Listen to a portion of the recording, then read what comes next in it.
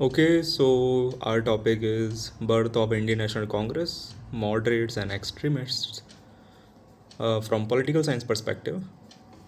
So here we are not discussing the sources because even if I discuss them, they are not that relevant for you. You are only going to study the text provided here. And in case you need that, you can comment down below. I will provide the sources.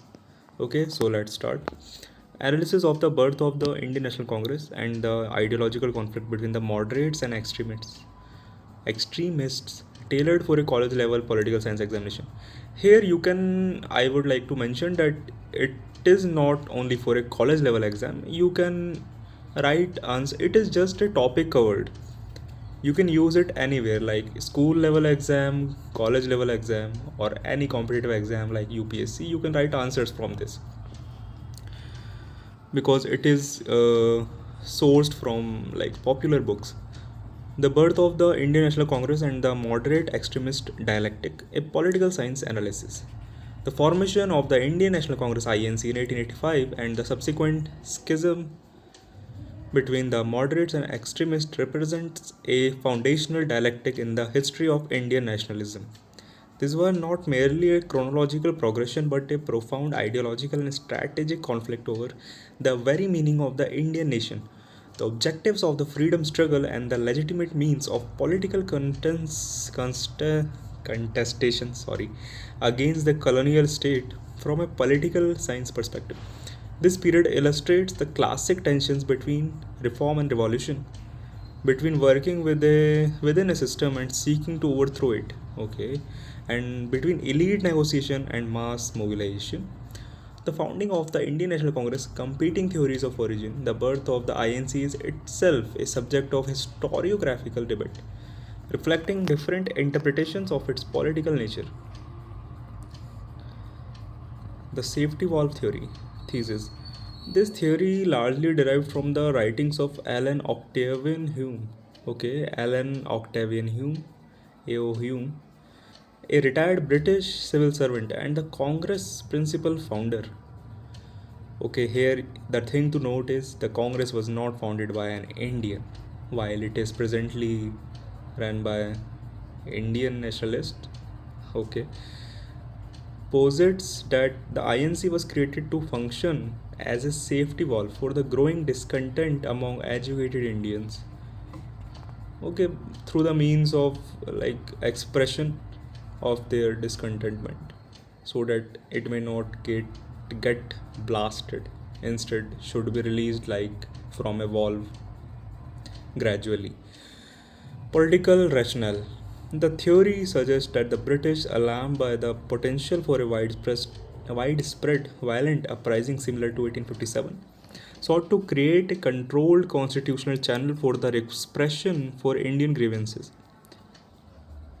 The aim was to co opt the educated elite into a peaceful political process, thereby forestalling a more radical revolutionary movement. This perspective views the early Congress as an instrument of colonial management designed to absorb and dissipate anti colonial energy. The nationalist upsurge theory. Thesis challenging the safety valve theory. Nationalist historians like Bipin Chandra argued that the Congress was the logical and inevitable culmination of the process of political awakening that had been unfolding since the early 19th century. Political rationale. This perspective emphasizes Indian agency. It points to the proliferation of regional political associations in the preceding decades, that is, the Bengal British India Society, the Bombay Association, the Poon Sarvajanik Sabha, as evidence of an organic political ferment. The founding of the INC, in this view, was the natural next step, the creation of an all India platform to coordinate these dispersed voices and present a unified national demand. It was not a British imposed structure but an Indian organized response to colonial rule. The structuralist interpretation thesis. A political science structuralist view argued that the INC was made possible by the very infrastructure of the colonial state. the unified administrative system, the English language, the railways, and the telegraph. Political rationale. These structures created the physical and communicative space for a pan Indian political class to emerge, meet, and conceive of itself as a national identity. The INC was therefore a product of the unification paradox, where the tools of colonial control inadvertently created the platform for the empire's most potent challenger. The moderate phase, 1885 to 1905. The politics of liberal persuasion. The first 2 decades of Congress were dominated by the moderates, whose ideology and methods were shaped by a profound belief in British liberalism and justice. Ideological foundations. Faith in British liberalism. The moderates, including figures like Dadabhai Naroji, Gopal Krishna Gokhale, and Surendranath Banerjee, were products of a Western education. They genuinely believed in the principles of British liberalism, justice, and fair play. They saw the British connection as providential, a means to modernize India. The concept of political training. They argued that Indians needed a period of political apprenticeship. Their demand was not immediate self rule but for a gradual expansion of political rights and representation, leading eventually to self government within the British Empire, similar to the status of Canada or Australia, dominion status. Constitutional agitation as political method. Their strategy was rooted in a liberal theory of change. They believed that through reasoned argument, factual evidence, and moral persuasion, they could convince the British public and Parliament of the justice of their cause.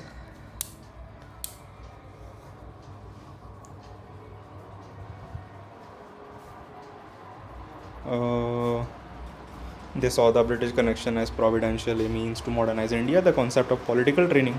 They argued that the Indian needed a period of political apprenticeship. Their demand was not immediate self rule but for a gradual expansion of political rights and representation, leading eventually to a self government within the British Empire, similar to the status of Canada or Australia, dominion status. Constitutional agitation as political method. Their strategy was rooted in a liberal theory of change. They believed that through reasoned argument, factual evidence, and moral persuasion, they could convince the British public and Parliament of the justice of their cause. Their methods included passing resolution at their annual sessions. They would debate and pass detailed resolutions on various administrative, economic, and political issues, sending petitions and memorials. These resolutions were compiled into petitions and sent to the British government in India and London. Publicity and propaganda. They worked to educate public opinion in both India and Britain about Indian condition, most famously through Naroji's work on the drain of wealth. Key contributions and political limitations. Contributions. Political education. They conducted a massive campaign of political education, articulating the idea of a common Indian national interest. Articulation of grievances. They provided a legitimate platform for criticizing specific colonial policies, most notably through their rigorous economic critique. Laying the foundation, they established the procedures and organizational rudiments of a national political party. Limitations. Elitist and urban base. Their politics was confined to the educated professional and propertied classes. They had no organic connection with the Indian masses, the peasant, worker, and urban poor. The crisis of credibility. By the turn of the century, it became evident that their politics of prayer and petition had yielded minimal results. The British government was largely unresponsive, and acts like the partition of Bengal in 1905 were seen as a blatant betrayal of their loyalist approach. This failure created the space for a more radical ideology to emerge. The extremist phase, post 1905, the politics of confrontational nationalism. The rise of extremists led by Bal Gangadhar Tilak, Bipin Chandra Pal, and Lala Lajpat Rai, Lal Balpal trio, marked a decisive radicalization of the nationalist movement fueled by disillusionment with moderate methods. Ideological foundations. Swaraj as a birthright, not a gift. The core of extremist ideology was the assertion of Swaraj self rule as an inalienable right of the Indian people. Tilak's famous declaration, Swaraj is my birthright and I shall have it, was a direct claim to popular sovereignty, rejecting the moderates' incrementalist approach, rejection of political mendicancy. The extremists openly condemned the moderates' mendicant or begging strategy. They argued that political rights were never bestowed as gift by rulers, they had to be claimed and seized by the people. Self reliance, that is, Atma Shakti, and mass mobilization. They championed the idea of Atma Shakti, relying on one's own strength. This translated into a political strategy of a direct action and mass mobilization aimed at creating a popular movement that could pressure the British through non cooperation and passive resistance. Use of cultural and religious symbolism. Unlike the moderates who maintained a secular Anglophone public persona, the extremists deliberately used Hindu religious symbols to mobilize the masses. Tilak's transformation of the Ganpati festival and the Shivaji Jayanti into mass political events was a masterstroke of populist politics. It created a powerful, emotionally resonant language of nationalism that could appeal to a largely illiterate population. Political strategy and methods. The Swadeshi and boycott movement 1905 to 1908. The partition of Bengal provided the perfect catalyst for the extremists. They turned the movement into a comprehensive national program of boycott of British goods, schools, courts, and titles, and Swadeshi promotion of indigenous industries and national education. This was the first major application of non cooperation as a political weapon. Confrontation over corruption. They were prepared for a direct confrontation with the state, including suffering imprisonment, which they wore as a badge of honor. They stood in stark contrast to moderates who sought to avoid state repression. The Great Schism, the Surat split of 1907. The ideological and strategic differences between the two groups culminated in the dramatic split in the 1907 Congress session in the Surat. Immediate trigger. The immediate context was the disagreement over the presidency of the session and the goal of the Congress. The moderate wanted to re-elect the moderate Rush Bahari Ghosh and keep the Congress goal vague. The extremist wanted Lala Lajpat Rai as the president and firm commitment to Swaraj as the party's objective. The clash. The session descended into chaos with verbal and physical clashes between two factions. The moderates, with the tacit support of the British, succeeded in expelling the extremists from the Congress. Political significance. The Surat split was a landmark event. It represented the institutionalization of an ideological divide within the nationalist movement. A victory, albeit temporary,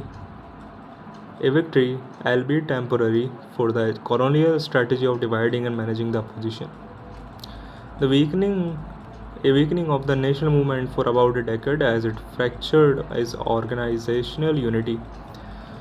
Fifth, a political science assessment, a dialectical progression. From a political science perspective, the moderate extremist conflict was not a simple failure but a necessary dialectic in the evolution of Indian nationalism. Thesis. Moderates. They established the principle of all India political organization and reasoned the constitutional critique of colonialism. Antithesis. Extremists. I will try to repeat this. Thesis. Moderates. They established the principle of all India political organizations and a reasoned constitutional critique of colonialism. Antithesis. Extremists. They challenged the moderates' gradualism and loyalty, introduced the concept of mass politics and self-reliance, and radically defined the goal as Swaraj. Synthesis. Gandhian era. The eventual reunion of the two factions in 1916 and a subsequent rise of Gandhi can be seen as synthesis. Gandhi adopted the extremist goal of Swaraj and the method of mass struggle, Satyagraha, but he fused with the moderate emphasis on organization, discipline, and a unique form of non-violent political warfare that avoided the revolutionary violence some extremists sympathized with. Conclusion. The birth of the Congress and the moderate extremist divide were foundational to the Indian national movement. The moderates provided the initial political vocabulary and organizational framework, while the extremists injected it with radical energy, mass appeal, and an uncompromising demand for self rule. Their conflict was essential in transforming the Indian National Congress from a genteel debating society into a potent vehicle for mass anti colonial agitation, setting the stage for the Gandhian era that would eventually lead the nation to independence.